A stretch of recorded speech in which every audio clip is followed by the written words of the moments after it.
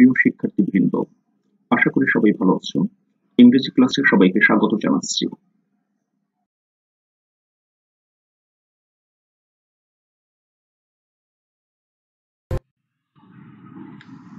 আমি হাসান মোহাম্মদ মোস্তাফিজুর রহমান পলাশ, সহকারী অধ্যাপক, ইংরেজি বিভাগ, মানিকগঞ্জ সরকারি মহিলা কলেজ, মানিকগঞ্জ। আমাদের আলোচনার বিষয় cloze test. Cloze test with close এবং ক্লোজ টেস্ট উইদাউট ক্লোজ বিষয় দুটি আমরা ইংরেজি প্রথম পত্রে পড়ি। আজ আমরা ক্লোজ টেস্ট উইথ ক্লোজ বিষয়টি নিয়ে আলোচনা করব। যে বিষয়সমূহ নিয়ে আমরা আলোচনা করব সেগুলো এখানে উল্লেখ করা হয়েছে। প্রথমে তোমাদেরকে ক্লোজ টেস্ট সম্পর্কে সংক্ষেপে ধারণা দেওয়া হবে। এরপর ক্লোজ টেস্টের গুরুত্ব নিয়ে আমরা কথা বলবো। তারপর ক্লোজ টেস্ট সমাধানের জন্য কিছু পরামর্শ থাকবে। তারপর ক্লোজ টেস্ট সমাধানের জন্য গ্রামেটিক্যাল পয়েন্ট সমূহ নিয়ে আলোচনা করা হবে। সবশেষে অনুশীলন বিষয়ক কথা বলবো।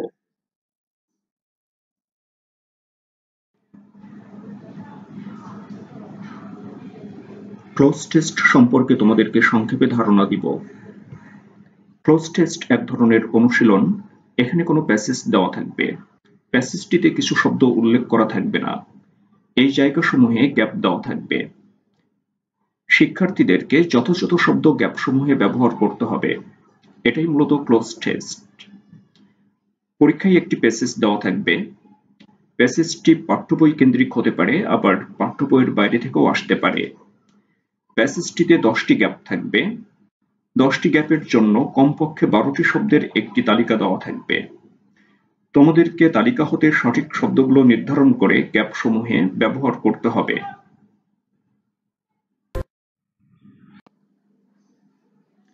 অনেক কারণেই ক্লোজ টেস্ট গুরুত্বপূর্ণ। আমরা মাত্র 3টি বিষয়ের উপর ভিত্তি করে ক্লোজ টেস্ট এর গুরুত্ব সম্পর্কে আলোচনা করব। আমাদের প্রথম পয়েন্ট, ক্লোজ টেস্ট তোমাদেরকে কনটেক্সট ক্লু ব্যবহার করতে সাহায্য করবে। মনে করো তুমি কোনো গল্প বা প্রবন্ধ পড়ছো। এখানে এমন কিছু ওয়ার্ড তুমি পাবে যেগুলোর অর্থ তোমার জানা নেই। এক্ষেত্রে এই ওয়ার্ডগুলোর অর্থ তোমাকে অনুমান করতে হয়। এজন্য আশেপাশের ওয়ার্ডসমূহ তোমাকে অজানা ওয়ার্ডসমূহের অর্থ অনুমান করতে সাহায্য করবে। এই প্রক্রিয়াটি কনটেক্সট ক্লু। ক্লোজ টেস্টের ক্ষেত্রে প্যাসেজের শূন্যস্থানের আশেপাশের ওয়ার্ড বা সেন্টেন্সের অর্থ বুঝতে পারলে তুমি সহজেই শূন্যস্থানের সঠিক উত্তর বের করতে পারবে। সহজে বোঝার জন্য এখানে একটি উদাহরণ দেওয়া হয়েছে। লাল বৃত্তে কোন ওয়ার্ড হবে সেটি অনুমান করার জন্য বিকজ থেকে শুরু করে সেন্টেন্সের বাকি অংশটুকু আমাদেরকে সাহায্য করবে। বাবার ইচ্ছা অনুযায়ী করিম কলেজে যাওয়ার সিদ্ধান্ত নিয়েছিল। এখন বাবার অনুভূতি কেমন হবে? বাবা নিশ্চয়ই খুশি হবে। তাই লাল বৃত্তে হ্যাপি ওয়ার্ডটি ব্যবহৃত হবে। আমাদের দ্বিতীয় পয়েন্ট, ক্লোজ টেস্ট তোমাদেরকে ব্যাকগ্রাউন্ড নলেজ ব্যবহারের প্রক্রিয়া শেখাবে। ব্যাকগ্রাউন্ড নলেজ বলতে কোনো পরিস্থিতি বা সমস্যা বোঝার জন্য প্রয়োজনীয় তথ্যকে নির্দেশ করে। ব্যাকগ্রাউন্ড নলেজ অনেক সময় পূর্বজ্ঞানকে নির্দেশ করে। ক্লোজ টেস্ট সমাধানের জন্য মাঝে মাঝে আমাদেরকে পূর্বে অর্জিত জ্ঞানের উপর নির্ভর করতে হয়। অপারেশন শব্দটিকে আমরা উদাহরণ হিসেবে উল্লেখ করতে পারি। যদি এভাবে বলি, হাসপাতালে করিমের অপারেশন হয়েছে, আমরা বুঝতে পারি এখানে অপারেশন শব্দটির অর্থ কি হতে পারে। এই একই শব্দ যখন গণিতের ক্লাসে আমরা ব্যবহার করব তখন তার অর্থের পরিবর্তন হবে। তখন সেটি যোগ, বিয়োগ, গুণ, ভাগ ইত্যাদিকে নির্দেশ করবে। এইভাবে একই শব্দের বিভিন্ন উদ্দেশ্য ও অর্থ থাকতে পারে। গণিতে অপারেশন শব্দটি কি নির্দেশ করতে পারে সে সম্পর্কে পূর্ব ধারণা থাকলে গাণিতিক ক্ষেত্রে প্রয়োজনে অপারেশন শব্দটি সহজেই ব্যবহার করা যাবে।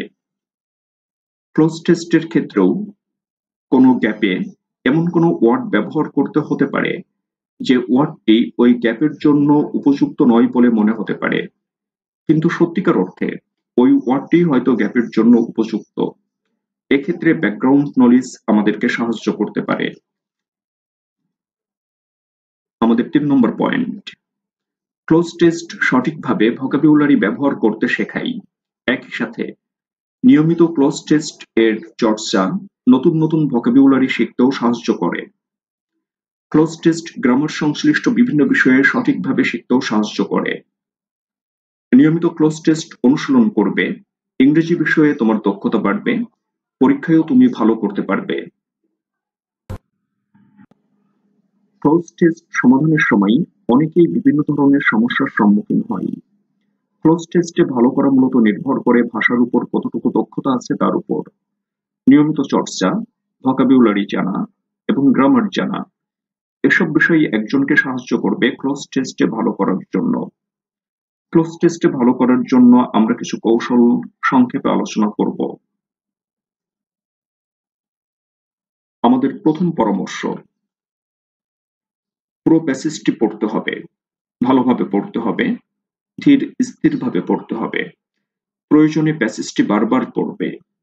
এতে প্যাসেজটি সম্পর্কে ভালো বোধগম্যতা তৈরি হবে, যা ক্লোজ টেস্ট সমাধান করতে সাহায্য করবে। প্রথম দিকে প্যাসেজ বুঝতে সময় লাগতে পারে, কিন্তু নিয়মিত চর্চা করলে সময়ের পরিমাণ কমবে। দ্বিতীয় পরামর্শ, পরীক্ষায় ক্লোজ টেস্ট প্যাসেজ আকারে দেওয়া থাকবে। প্যাসেজের সেন্টেন্সগুলোর মধ্যে যোগসূত্র স্থাপন করার চেষ্টা করতে হবে। যেহেতু এটি একটি প্যাসেজ, তাই সেন্টেন্সগুলোকে আলাদাভাবে বিবেচনা করার কোনো সুযোগ নেই। সঠিকভাবে যোগসূত্র স্থাপন করতে পারলে গ্যাপগুলোতে কি কি শব্দ হবে সে সম্পর্কিত একটি ধারণা তোমার মানসপটে তৈরি হবে। তৃতীয় পরামর্শ, গ্রামেটিক্যাল দিক বিবেচনায় গ্যাপগুলোতে কোন পার্টস অফ স্পিচ ব্যবহার করতে হবে, কোন টেন্স হবে, প্রিপোজিশন ব্যবহার করতে হবে কিনা এই বিষয়গুলো বোঝার চেষ্টা করবে। একবারেই সঠিকভাবে বুঝতে পারবে ব্যাপারটি তেমন নয়। ভুল করো, কিন্তু চেষ্টা করা থেকে বিরত হবে না। তাহলে একসময় সঠিকভাবে parts of speech, tense, preposition ইত্যাদির ব্যবহার করতে পারবে। আবার অর্থগত দিক হতে গ্যাপগুলোতে কোন শব্দ ব্যবহার করতে হবে বোঝার জন্য চেষ্টা করবে। নতুন নতুন শব্দ জানার চেষ্টা করবে, শব্দের ব্যবহার সম্পর্কে ধারণা লাভ করার চেষ্টা করবে। এসব করতে পারলে তুমি সহজেই ক্লোজ টেস্ট সমাধান করতে পারবে। চতুর্থ পরামর্শ, অনেক সময় সঠিক উত্তর পাওয়ার জন্য প্যাসেজের টোন আইডেন্টিফাই করা প্রয়োজন। টোন সঠিকভাবে আইডেন্টিফাই করতে পারলে সঠিক উত্তর বের করা সহজ হবে। পঞ্চম পরামর্শ, উত্তরের জন্য যে ওয়ার্ডগুলো দেওয়া থাকবে সেগুলোর মধ্যে যে ওয়ার্ডগুলোর অর্থ বিপরীতধর্মী বা যেগুলো একদমই ভুল সেগুলো বাদ দিবে। এতে শূন্যস্থানে যে ওয়ার্ড ব্যবহার করতে হবে তার পরিমাণ কমে যাবে, তোমার জন্য সঠিক উত্তর বাছাই করা সহজতর হবে। এবং সবশেষ পরামর্শ, শূন্যস্থানের আগে বা পরে যে শব্দসমূহ থাকবে সেগুলোর দিকে লক্ষ্য রাখবে। এতে তুমি কিছুটা ধারণা করতে পারবে শূন্যস্থানে কোন ওয়ার্ড ব্যবহার করতে হবে। অনেক সময় সঠিক ওয়ার্ডটি শূন্যস্থানের সেন্টেন্সটির আগের সেন্টেন্স বা পরের সেন্টেন্সে থাকতে পারে।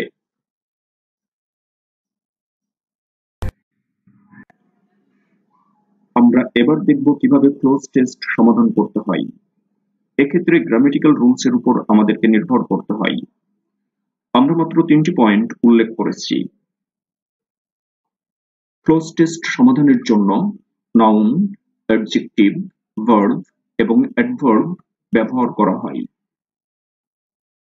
প্রয়োজন হলে অন্য পার্টস অফ স্পিচ সমূহও ব্যবহার করতে হতে পারে। শূন্যস্থানীয় উত্তর হিসেবে যে ওয়ার্ড ব্যবহার করতে হবে প্রয়োজন অনুযায়ী সেটি যে কোনো পার্টস অফ স্পিচে রূপান্তর করা যাবে। প্রয়োজন অনুযায়ী নাউনকে ভার্ব করা যাবে, ভার্বকে নাউন করা যাবে, অ্যাডজেক্টিভকে অ্যাডভার্ব করা যাবে, আবার অ্যাডভার্বকে অ্যাডজেক্টিভ করা যাবে। এখানে পার্টস অফ স্পিচ সম্পর্কিত তথ্য সংক্ষেপে দেওয়া আছে, যদিও এটি তোমাদের জন্য পর্যাপ্ত নয়। Parts of speech cloze test এর জন্য খুব গুরুত্বপূর্ণ, তাই পার্টস অফ স্পিচ সম্পর্কে বিস্তর ধারণা রাখা প্রয়োজন।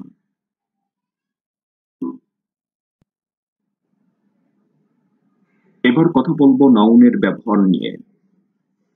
ক্লোজ টেস্টের শূন্যস্থান পূরণের জন্য যে পার্টস অফ স্পিচ গুলো বেশি ব্যবহার করা হয় তার মধ্যে নাউন অন্যতম। এখানে নাউনের কয়েকটি ব্যবহার নিয়ে আমরা আলোচনা করব। আমাদের প্রথম পয়েন্ট, সেন্টেন্সের সাবজেক্টের স্থানে যখন কোনো গ্যাপ থাকবে তখন সেখানে নাউন ব্যবহার করতে হবে। সাধারণত অ্যাসার্টিভ সেন্টেন্সে ভার্বের পূর্বে সাবজেক্ট ব্যবহার করতে হয়, অর্থাৎ ভার্বের আগে কোনো গ্যাপ থাকলে সেখানে সাবজেক্ট হিসেবে নাউন ব্যবহার করা যেতে পারে।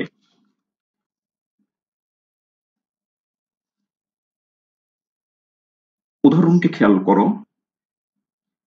Educate is the backbone of a nation. তোমাদের প্রথম কাজ হলো সেন্টেন্সটির ভার্ব আইডেন্টিফাই করা। এরপর খেয়াল করবে গ্যাপ কোথায় আছে। যদি গ্যাপটি ভার্বের ঠিক আগেই থাকে তাহলে গ্যাপে নাউন ব্যবহার করতে হতে পারে।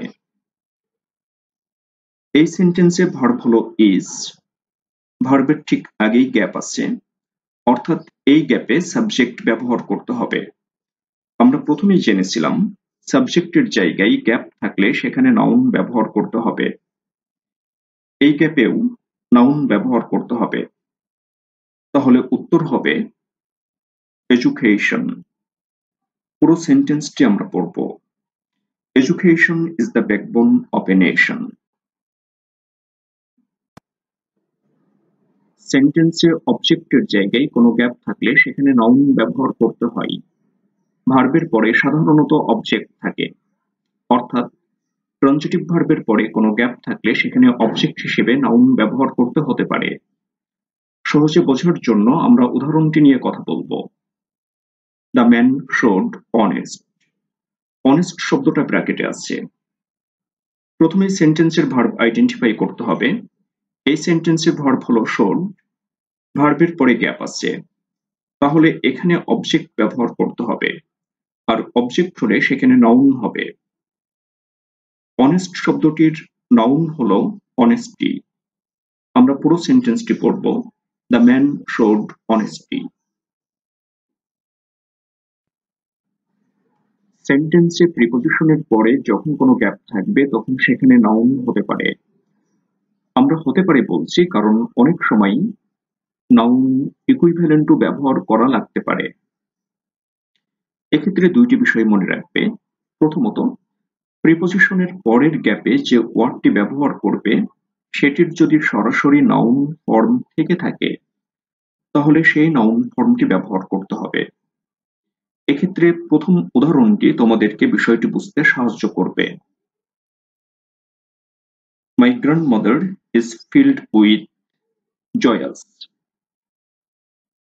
সেন্টেন্সটিতে উইথ হলো প্রিপজিশন। শর্ত অনুযায়ী উইথ শব্দটির পরে যে গ্যাপ আছে সেখানে নাউন ব্যবহার করতে হবে। ব্র্যাকেটে জয়াস শব্দটি আছে, এটি অ্যাডজেক্টিভ। এই শব্দটির নাউন ফর্ম হলো জয়। এজন্য উইথ শব্দটির পর উত্তর হিসেবে আমরা জয় শব্দটি ব্যবহার করব। পুরো সেন্টেন্সটি হবে my grandmother is filled with joy. দ্বিতীয়ত, প্রিপজিশনের পরের গ্যাপে যে ওয়ার্ডটি ব্যবহার করতে হবে সেটির সরাসরি নাউন ফর্ম যদি ব্যবহার করা না যায় এবং শব্দটি যদি ভার্ব হয় তাহলে ওই ভার্বের সাথে আইএনজি যোগ করতে হবে। এক্ষেত্রে শব্দটি জেরান্ডে পরিণত হবে। দ্বিতীয় উদাহরণটি খেয়াল করো। He came here without buy anything. এই সেন্টেন্সে উইদাউট শব্দটি প্রিপজিশন, শব্দটির পরে গ্যাপ আছে। নিয়ম অনুযায়ী এই গ্যাপে নাউন হবে। বাই শব্দটি একটি ভার্ব। এই শব্দটিকে নাউন হিসেবে ব্যবহার করার জন্য শব্দটির সাথে আমরা আইএনজি যোগ করব। এবার এটি জেরান্ডের পরিণত হবে। পুরো সেন্টেন্সটা আমরা পড়ব। He came here without buying anything. সেন্টেন্সের ডিটারমিনা এর পরে যদি কোনো গ্যাপ থাকে তাহলে সেখানে নাউন ব্যবহার করতে হবে। আবার ডিটারমিনা এবং প্রিপজিশনের মাঝে যদি কোনো গ্যাপ থাকে তাহলে সেখানেও নাউন ব্যবহার করতে হবে। সহজে বোঝার জন্য আমরা উদাহরণ দুইটি বিশ্লেষণ করব। প্রথম উদাহরণের দিকে খেয়াল করো। We are proud of her kind. Kind শব্দটিকে আমরা ব্র্যাকেটে রেখেছি। সেন্টেন্সটিতে হার শব্দটি ডিটারমিনার। নিয়ম অনুযায়ী হার শব্দটির পরে নাউন ব্যবহার করতে হবে। কাইন্ড এর নাউন হলো কাইন্ডনেস। পুরো সেন্টেন্সটি আমরা আবার পড়ব। We are proud of her kindness. এবার দ্বিতীয় উদাহরণের দিকে খেয়াল করো। The beautiful of Manikganj attracts us. এখানে দি শব্দটি ডিটারমিনার। সেন্টেন্সটিতে ডিটারমিনার এবং প্রিপজিশনের মাঝে গ্যাপ আছে। এখানে নাউন ব্যবহার করতে হবে। বিউটিফুল ওয়ার্ডটি অ্যাডজেক্টিভ, এর নাউন ফর্ম হলো বিউটি। পুরো সেন্টেন্সটি আমরা পড়ব। The beauty of Manikganj attracts আস।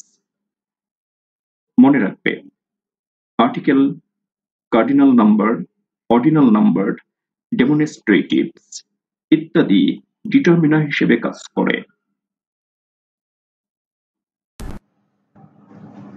সেন্টেন্সের সাবজেক্ট বা অবজেক্টের জায়গাতে যদি কোনো ভার্ব থাকে তাহলে সেই ভার্বটিকে জেরান্ড করতে হতে পারে, অর্থাৎ ভার্বের প্রেজেন্ট ফর্মের সাথে আইএনজি যোগ করতে হবে। প্রথম উদাহরণটি খেয়াল করো। Swim is one of my hobbies. এই সেন্টেন্সটিতে ইজ হলো ভার্ব। ইজ শব্দটির আগে যে গ্যাপ আছে সেখানে সাবজেক্ট ব্যবহার করতে হবে।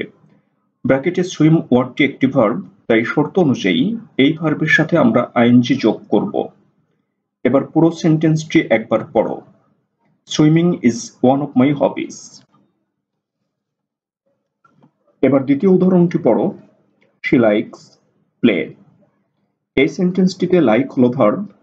লাইক শব্দটির পর গ্যাপ আছে এবং ব্র্যাকেটের শব্দটি একটি ভার্ব, তাই নিয়ম অনুযায়ী প্লে ভার্বের সাথে আমরা আইএনজি যোগ করব। এবার পুরো সেন্টেন্সটি পড়ব। She likes playing. আমরা নাউনের কয়েকটি ব্যবহার নিয়ে কথা বললাম। এছাড়াও নাউনের আরো ব্যবহার আছে। নাউনের যে ব্যবহারগুলো সবচেয়ে বেশি প্রয়োজন আমরা শুধুমাত্র সেই ব্যবহারগুলো নিয়েই আলোচনা করেছি। আমি আশা করব তোমরা এই ব্যবহারগুলো বারবার অনুশীলন করবে। একমাত্র নিয়মিত অনুশীলনই তোমাকে নাউনের ব্যবহার সম্পর্কে দক্ষ করে তুলতে পারে। ক্লোজ টেস্টে ভালো করার জন্য অনুশীলনের কোনো বিকল্প নেই, সেজন্য নিয়মিত অনুশীলন করবে। বিভিন্ন বোর্ডের বিগত সালের প্রশ্নগুলো সমাধান করবে।